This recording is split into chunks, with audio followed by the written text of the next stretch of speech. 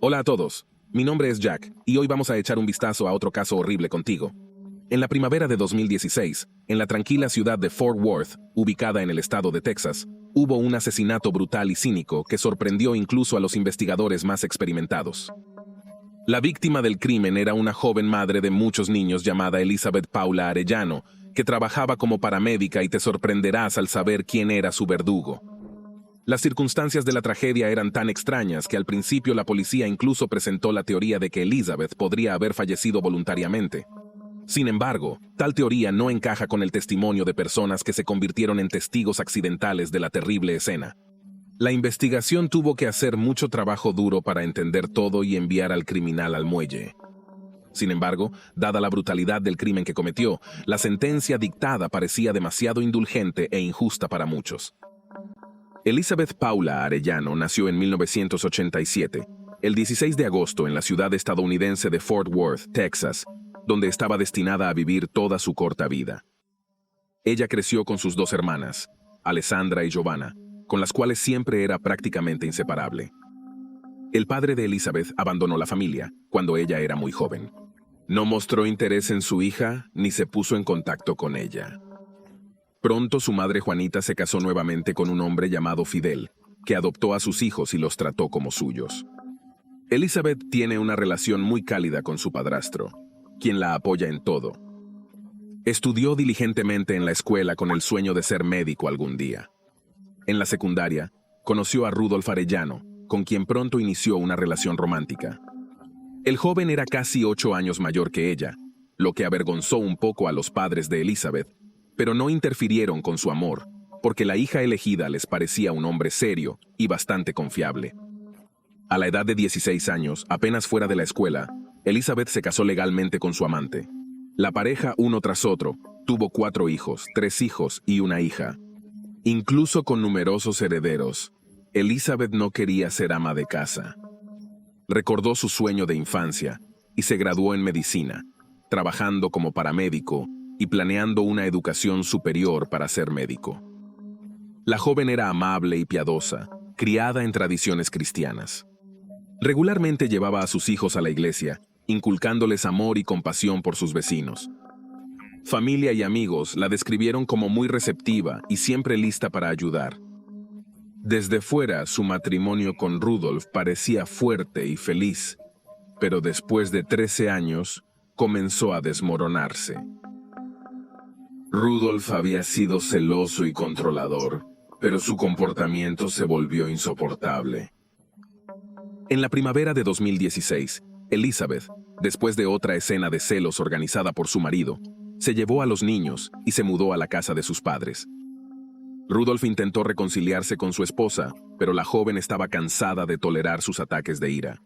Además, no quería que sus hijos escucharan el escándalo de los padres casi todos los días, por lo que recogió su valor y solicitó oficialmente el divorcio. Días después de que Elizabeth se llevó a los niños y solicitó el divorcio, desapareció misteriosamente. Sus amigos y familiares decían que estaba de buen ánimo, y para distraerse de los problemas familiares y el divorcio, fue a un club local con sus colegas tras el trabajo. Así que el viernes por la noche, 15 de abril de 2016, la madre joven de 28 años fue a un lugar divertido con sus amigos. Allí bailó y se divirtió, pero no tocó alcohol porque planeaba llegar a casa en su propio auto, en el cual llegó al club. Elizabeth regresó a casa más de medianoche el 16 de abril, habiendo estacionado el auto. Ella llamó a su amigo con quien había estado de vacaciones en el club esa noche y le dijo que había llegado a casa y que estaba bien. Elizabeth luego colgó el teléfono, pero nunca entró a la casa. A la mañana siguiente, su madre Juanita estaba muy preocupada cuando descubrió que su hija no estaba en casa. Ella sabe que Elizabeth planea pasar la noche con amigos, pero ya debería haber regresado. Ella no podía irse a algún lugar sin previo aviso. Además, su auto estacionado fuera de la casa, lo que significa que Elizabeth regresó del club. Cuando Juanita se acercó al auto, resultó que no estaba cerrado. La llave estaba pegada en la encendida, y dentro, en el asiento, estaban su billetera y teléfono móvil.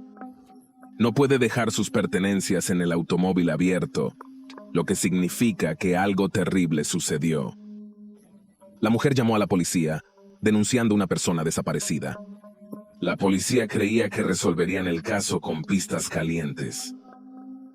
Además, todavía hay esperanza de que Elizabeth esté viva porque no hay sangre o signos de lucha en el auto.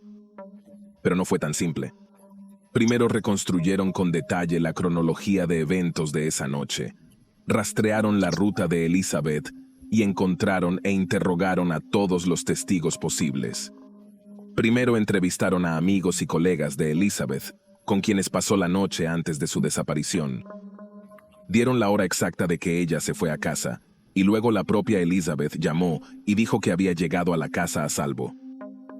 Además, varias llamadas y mensajes de su exmarido, Rudolf Arellano, que insistió en contactarla esa noche, fueron encontrados en el teléfono móvil de la persona desaparecida, pero Elizabeth nunca le respondió.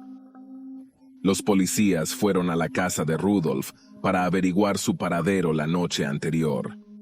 Según él, había estado en contacto con su excónyuge la noche anterior y ella prometió traer a los niños para el fin de semana.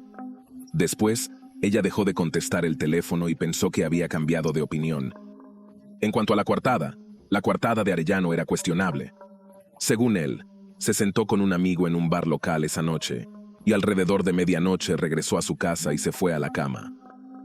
Su amigo y varias otras personas que se relajaron en el mismo establecimiento el viernes confirmaron que Rudolf estaba allí, pero nadie podía decir dónde fue después.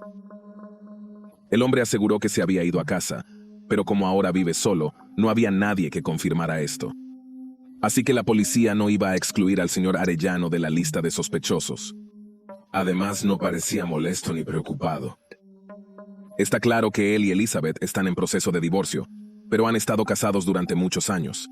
Ella es la madre de sus hijos, y es extraño que su desaparición no lo haya afectado de ninguna manera. La noche de la desaparición de una joven madre, un pescador contactó a los servicios de emergencia, reportando un extraño incidente que presenció. El hombre dijo que estaba sentado solo con una caña de pesca en un puente que es parte de una autopista interestatal, cuando aproximadamente las 4:30 de la mañana notó que un coche se dirigió a la parada del puente y luego el conductor sacó algo grande que parecía a una persona y lo arrojó al agua. También le pareció que algo voluminoso y obviamente pesado estaba atado a esta persona. Como el pescador estaba a una gran distancia y todavía estaba oscuro, no podía ver detalles, ni podía ver la marca y el número del coche. Además, hubo un viento fuerte en el puente, por lo que el hombre no podía escuchar nada. Pronto se encontró otro testigo caminando por la noche con su perro junto al puente. No vio lo que sucedió en el puente, pero un grito descorazonante llamó su atención. Luego vio algo grande volando desde el puente, seguido de un salpicadurismo y luego el silencio. Based on the testimony of witnesses, the police decided to examine the bottom of the pond near the bridge. Horas más tarde, los buzos hallaron un cuerpo con un enorme bloque de concreto atado al cuello. La mujer ahogada resultó ser la desaparecida Elizabeth Arellano. Sin el testimonio de un transeúnte y un pescador, su cuerpo habría sido descubierto muy pronto o quizás nunca, debido a que el peso de la marea no permitió que flotara. Luego se presentó una versión de que la joven decidió dejar su vida voluntariamente en el contexto de los problemas de la familia. Pero esta suposición no es sostenible porque no encaja con el testimonio de un testigo que vio cómo alguien la arrojó al agua, ni con las palabras de parientes que aseguraron que Elizabeth hizo grandes planes para la vida y nunca haría esto a sus hijos y padres. Elizabeth todavía estaba viva cuando un pedazo de hormigón se ató al cuello y se arrojó del puente. Esto fue evidenciado por los resultados médicos forenses, que mostraron que la joven se asfixió, y por el testimonio de un hombre que oyó su grito desesperado mientras caía del puente. Pero, ¿quién y por qué razón podría haber masacrado tan brutalmente a una madre de muchos niños? El robo no se consideró porque no se llevaron las pertenencias de Elizabeth.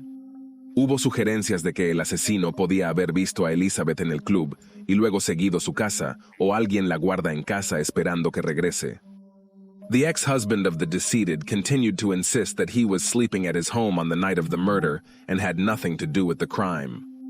Sin embargo, los investigadores no se apresuraban a excluir a Rudolf de los sospechosos, ya que no tenía coartada y su comportamiento levantaba más y más preguntas. En el funeral, el hombre hizo un acto. Lloró al ataúd de su exesposa, diciendo que le gustaría estar en su lugar o morir con ella. Según su hermana Elizabeth, ella incluso creía en la sinceridad de sus palabras. Además, Rudolf ayudó activamente a crear una fundación benéfica para recaudar fondos para la ceremonia de despedida de su esposa. Pero después del funeral, el hombre llamado a testificar ya se veía y comportaba diferente, como si no hubiera sucedido nada malo. Después de un examen detallado de todas las imágenes de CCTV de la última ruta que Elizabeth tomó, se determinó que un coche de la misma marca y color que el de Rudolf se había alejado de la casa de sus padres alrededor de las 13:00 am. El vecino también recordó ver el coche estacionado cerca de la casa del difunto. Su vecino también recordó ver el coche estacionado no lejos de la casa del difunto. Moreover, it was established that the car had subsequently driven towards the very bridge from which the woman had been thrown. Esta circunstancia planteó muchas preguntas, y cuando la investigación solicitó datos del teléfono celular de Rudolf la noche del crimen, las preguntas se intensificaron.